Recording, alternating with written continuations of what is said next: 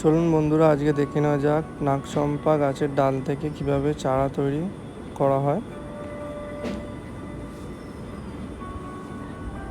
প্রথমে আমরা কাটিং করে নেব, গাছে যা পাতা আছে সব কাটিং করে নেব।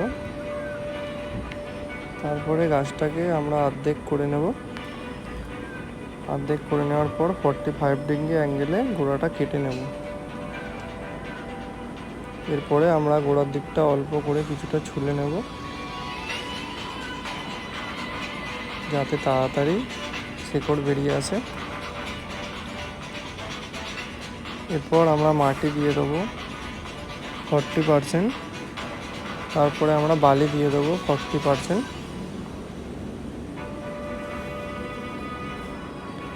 এরপর আমরা কোকোপিট অ্যাড করব, কোকোপিট 20% অ্যাড করে নেওয়ার পরে আমরা ভালোভাবে এটাকে মিক্স করে নেব। মিক্স করার পর আমরা ফাঙ্গিসাইডটা দিয়ে আমরা ভালোভাবে যে গাছের মাথাগুলো আছে এগুলো ভালোভাবে লাগিয়ে দেব, যাতে ফাঙ্গাস না লাগে।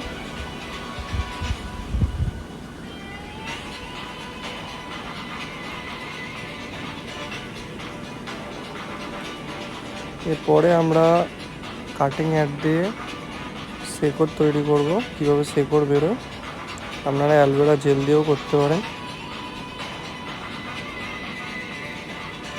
দেখছেন আমরা যে কাটিং অ্যাড গোড়াতে লাগিয়ে কিছুক্ষণ রেখে দেবো, এটা 5-10 মিনিট।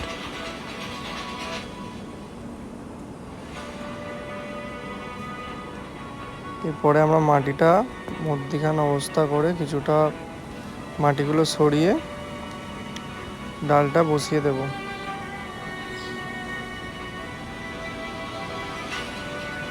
গাছের ডাল বসানো কমপ্লিট। এরপর আমরা জল দিয়ে দেব।